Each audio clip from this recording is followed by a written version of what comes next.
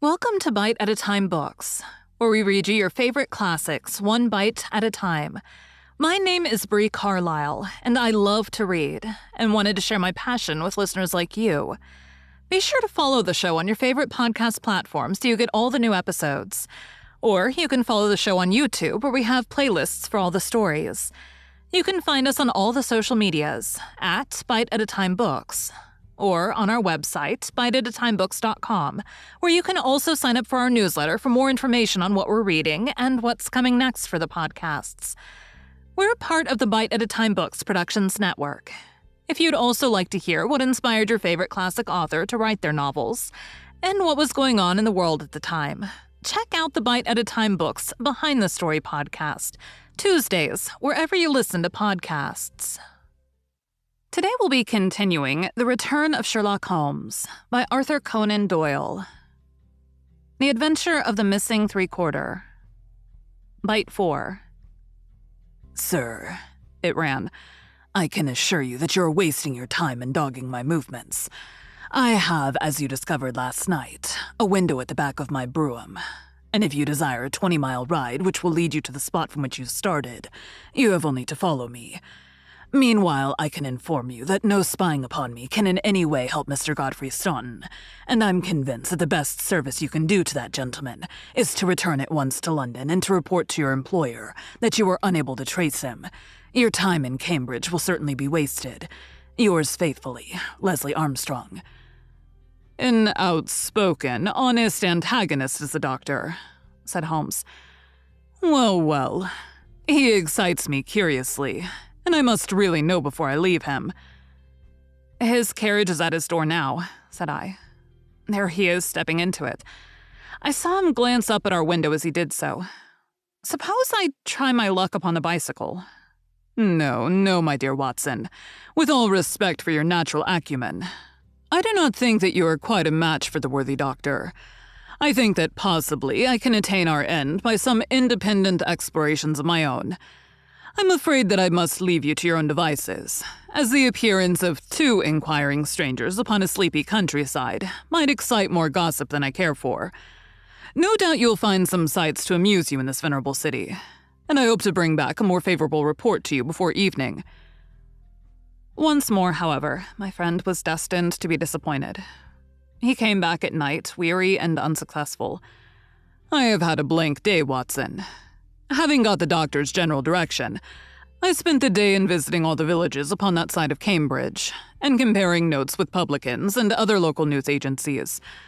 I have covered some ground. Chesterton, Histon, Waterbeach, and Oakington have each been explored, and have each proved disappointing. The daily appearance of a brougham and pair could hardly have been overlooked in such sleepy hollows. The doctor has scored once more. Is there a telegram for me? Yes, I opened it. Here it is. Ask for Pompey from Jeremy Dixon, Trinity College. I don't understand it. Oh, it is clear enough. It is from our friend Overton, and it is an answer to a question from me. I'll just send round a note to Mr. Jeremy Dixon, and then I have no doubt that our luck will turn. By the way, is there any news of the match? Yes, the local evening paper has an excellent account in its last edition. Oxford won by a goal and 2 tries. The last sentences of the description say the defeat of the Light Blues may be entirely attributed to the unfortunate absence of the crack international Godfrey Staunton, whose want was felt at every instant of the game. The lack of combination in the three-quarter line and their weakness, both in attack and defense, more than neutralized the efforts of a heavy and hard-working pack. Then our friend Overton's forebodings have been justified, said Holmes. Personally, I'm in agreement with Dr. Armstrong, and football does not come within my horizon. Early to bed tonight, Watson, for I foresee that tomorrow may be an eventful day. I was horrified by my first glimpse of Holmes next morning. For he sat by the fire, holding his tiny hypodermic syringe. I associated that instrument with the single weakness of his nature, and I feared the worst when I saw it glittering in his hand. He laughed at my expression of dismay and laid it upon the table. No, my dear fellow. There is no cause for alarm. It is not upon this occasion the instrument of evil, but it will rather prove to be the key which will unlock our mystery. On this syringe, I base all my hopes. I've just returned from a small scouting expedition, and everything is favorable. Eat a good breakfast, Watson, for I propose to get upon Dr. Armstrong's trail today, and once on it, I will not stop for rest or food until I run him to his burrow." "In that case," said I, "we had best carry our breakfast with us, for he's making an early start. His carriage is at the door." "Never mind. Let him go. He will be clever if he can drive where I cannot follow him. When you have finished, come downstairs with me, and I will introduce you to a detective who is a very eminent specialist in the work that lies before us." When we descended, I followed Holmes into the stable yard, where he opened the door of a loose box and let out a squat, lop-eared, white and tan dog, something between a beagle and a foxhound. "Let me introduce you to Pompey," said he. "Pompey is the pride of the local draghounds. No very great flyer, as his build will show, but a staunch hound on a scent.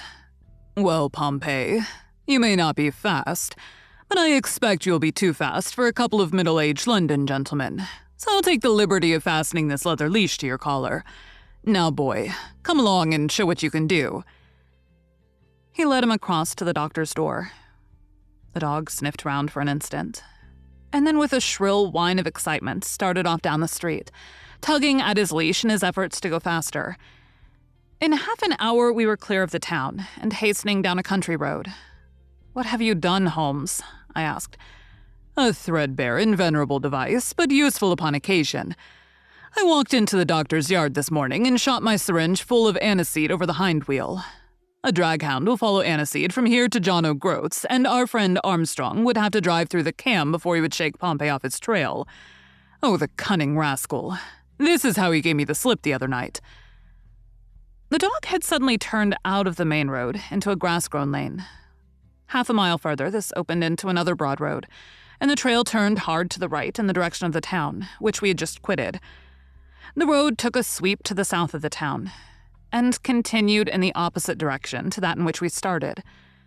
"This detour has been entirely for our benefit, then," said Holmes. "No wonder that my inquiries among those villagers led to nothing. The doctor has certainly played the game for all it is worth, and one would like to know the reason for such elaborate deception. This should be the village of Trumpington to the right of us. And, by Jove, here is the brougham coming round the corner. Quick, Watson, quick, or we are done." He sprang through a gate into a field, dragging the reluctant Pompey after him. We had hardly got under the shelter of the hedge when the carriage rattled past. I caught a glimpse of Dr. Armstrong within. His shoulders bowed, his head sunk on his hands, the very image of distress. I could tell by my companion's graver face that he also had seen. "I fear there is some dark ending to our quest," said he. "It cannot be long before we know it. Come, Pompey. Ah, it is the cottage in the field." There could be no doubt that we had reached the end of our journey. Pompey ran about and whined eagerly outside the gate, where the marks of the brougham's wheels were still to be seen. A footpath led across to the lonely cottage. Holmes tied the dog to the hedge, and we hastened onward. My friend knocked at the little rustic door, and knocked again without response.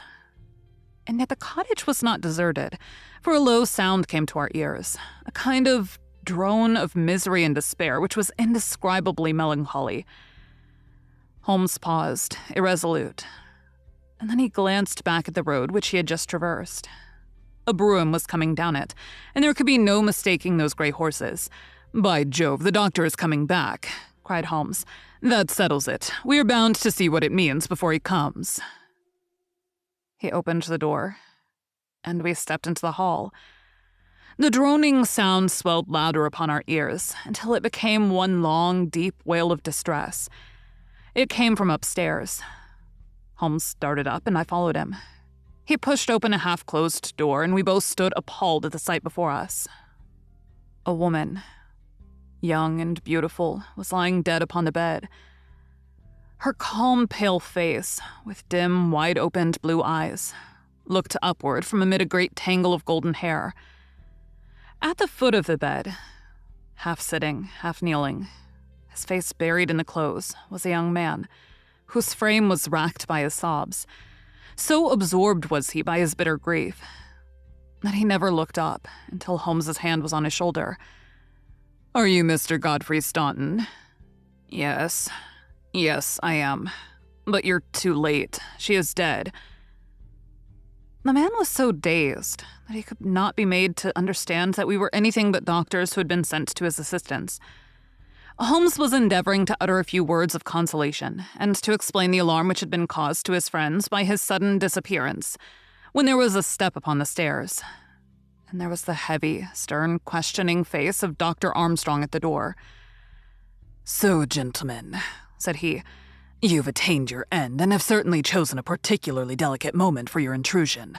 I would not brawl in the presence of death, but I can assure you that if I were a younger man, your monstrous conduct would not pass with impunity." "Excuse me, Dr. Armstrong. I think we are a little at cross purposes," said my friend with dignity. "If you could step downstairs with us, we may each be able to give some light to the other upon this miserable affair." A minute later, the grim doctor and ourselves were in the sitting room below.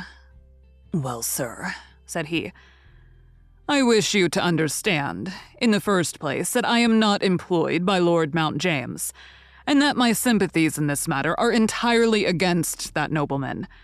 When a man is lost, it is my duty to ascertain his fate. But having done so, the matter ends, so far as I'm concerned. And so long as there is nothing criminal, I am much more anxious to hush up private scandals than to give them publicity.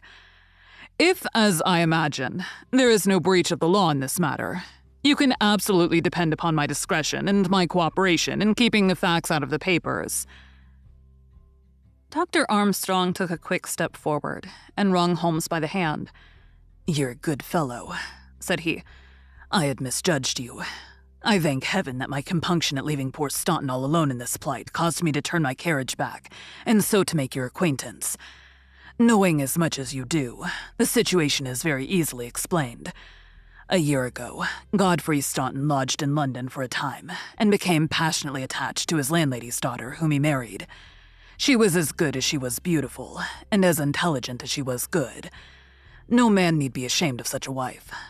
But Godfrey was the heir to this crabbed old nobleman, and it was quite certain that the news of his marriage would have been the end of his inheritance. I knew the lad well, and I loved him for his many excellent qualities. I did all I could to help him to keep things straight. We did our very best to keep the thing from everyone, for when once such a whisper gets about, it is not long before everyone has heard it. Thanks to this lonely cottage and his own discretion, Godfrey has up to now succeeded. Their secret was known to no one save to me and to one excellent servant, who has at present gone for assistance to Trumpington. But at last, there came a terrible blow in the shape of dangerous illness to his wife. It was consumption of the most virulent kind. The poor boy was half crazed with grief, and yet he had to go to London to play this match, for he could not get out of it without explanations which would expose his secret. I tried to cheer him up by wire, and he sent me one in reply, imploring me to do all I could. This was the telegram which you appear in some inexplicable way to have seen. I did not tell him how urgent the danger was, for I knew that he could do no good here, but I sent the truth to the girl's father, and he very injudiciously communicated it to Godfrey. The result was that he came straight away in a state bordering on frenzy, and has remained in the same state, kneeling at the end of her bed until this morning death put an end to her sufferings. That is all, Mr. Holmes, and I'm sure that I can rely upon your discretion and that of your friend."